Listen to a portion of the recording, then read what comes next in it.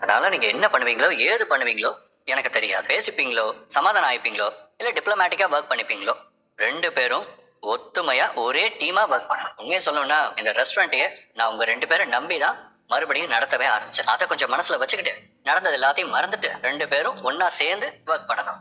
அவ்வளவுதான் நான் சொல்லிட்டேன். என்னமோ இவதான் இந்த ஹோட்டலையே தாங்குற மாதிரி நடுவாழ்ல உட்காந்து கணக்கு பார்த்துட்டு இருக்கிறா. தர்மலிங்கண்ணே, என்ன தம்பி? கேஸ் காலி ஆகிற மாதிரி இருக்கு. ஏற்கனவே சிலிண்டர் பிரச்சனை பயங்கரமா ஓடிக்கிட்டு இருக்கு. திடீர்னு கேஸ் காலி ஆயிடுச்சுன்னா சமைக்கிறது ரொம்ப கஷ்டமாயிடும். அதுக்கு இப்பவே ஏதாவது பண்ணணும். அதை ஏன் தம்பி என்கிட்ட சொல்றீங்க? அதுக்கெல்லாம் இப்ப நானா பொறுப்பு? மேடம், கண்மணி மேடம் தான் இப்ப எல்லாத்தையும் பாத்துக்கிறாங்க. அவங்க கிட்ட சொல்லுங்க. இது ரொம்ப முக்கியமான இஷ்யூ. கேஸ் எப்ப வேணாலும் காலி ஆகும். உடனே ஏற்பாடு பண்ண முடியல, அப்புறம் சமைக்க முடியாம மாட்டி. யாரும் டென்ஷன் ஆக வேண்டாம். இதெல்லாம் தெரியாம ஒண்ணு நாங்க ஹோட்டல் நடத்தல. ஏற்கனவே புக் பண்ணியாச்சு. இன்னும் 1-2 நாள்ல வந்துரும். எல்லாம் புக் பண்ணிட்டு சும்மா உட்காந்துக்கிட்டு இருந்தா நாளைக்கு கிச்சன்ல அடுப்பு இல்லையா?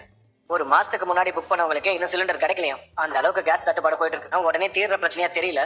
நாளைக்கு இப்படிதான் இருக்குன்னு சொல்றாங்க. ஹோட்டலை பாத்துக்கிட்டா மட்டும் போதாது, அப்பப்ப நியூஸையும் கொஞ்சம் பார்க்கணும். இருக்கிற சூழ்நிலை புக் பண்ண சிலிண்டர் வரது ரொம்ப கஷ்டமா இருக்கு. உடனே பிளான் பிக்கு தயாராகும். ஏற்கனவே ஜீவா தம்பி நஷ்டத்துல ஓடிட்டு இருக்க ஹோட்டலுக்கு எல்லாருக்கும் வெட்டியா சம்பளம் கொடுத்துட்டு இருக்காரு. இன்னும் அவரை நீ நஷ்டப்படுத்தலாம் பாக்குறியா?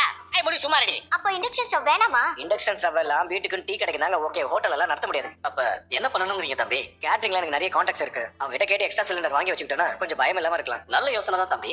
அப்படின்னா முயற்சி பண்ணி பாருங்களேன். பட் ஆனா அதுக்கு கொஞ்சம் எக்ஸ்ட்ரா பே பண்ற மாதிரி இருக்கு. அண்ணே, என்னால 5 பைசா கூட எக்ஸ்ட்ராவா செலவு பண்ண முடியாது. ஹோட்டல் ஏற்கனவே எவ்வளவு லாஸ்ல போயிட்டு இருக்குன்னு தெரியும்ல. இதுல தண்ட செலவெல்லாம் என்னால அலோவ் பண்ண முடியாது.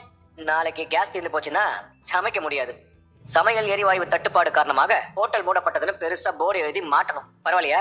ஹோட்டல் நடத்தணும்னா இந்த மாதிரி சின்ன சின்ன செலவெல்லாம் பண்ணி தான் ஆகணும். அதெல்லாம் நாங்க பாத்துக்கிறோம். தேவையில்லாம இங்க இருக்கிறவங்க எல்லாம் பயமுறுத்த வேண்டாம். பயமுறுத்தல, வான் பண்றேன். என்னோட எக்ஸ்பீரியன்ஸ்ல சொல்றேன். அதுக்கு மேல உங்க இஷ்டம். ஹலோ, போதும் நிறுத்துறீங்களா? சும்மா சும்மா உங்க எக்ஸ்பீரியன்ஸ் பத்தியே இங்க பேசிட்டு இருக்காதீங்க. அதெல்லாம் கேட்கறதுக்கு இங்க யாரும் தயாரா இல்ல. இதை விட இந்த ஹோட்டல்ல அதிக பொறுப்புல இருக்கிறவன் நான். எல்லாம் நான் கரெக்டா தான் பாத்துட்டு இருக்கேன். சிலிண்டர் புக் பண்ணியாச்சு, அது வந்துரும். உங்க வேலையை மட்டும் பாத்துட்டு நீங்க சும்மா இருந்தா போதும். நான் சொல்றதா சொல்லிட்டேன்பா. அப்புறம் கேஸ் காலியாகி சிலிண்டர் கிடைக்காம போச்சுன்னா அப்ப தெரியும் உங்களுக்கு. மேல உங்களுக்கு எல்லாம் புரிய வைக்க முடியாது. ஏன்னா நான் பாடம் எடுக்கலாம் வரலமா. கண்மணி, ஹாஸ்பிட்டல்ல இருக்கேன். அப்புறமா கால் பண்ணட்டுமா? என்னாச்சு? எதுக்கு ஹாஸ்பிட்டல்ல இருக்க?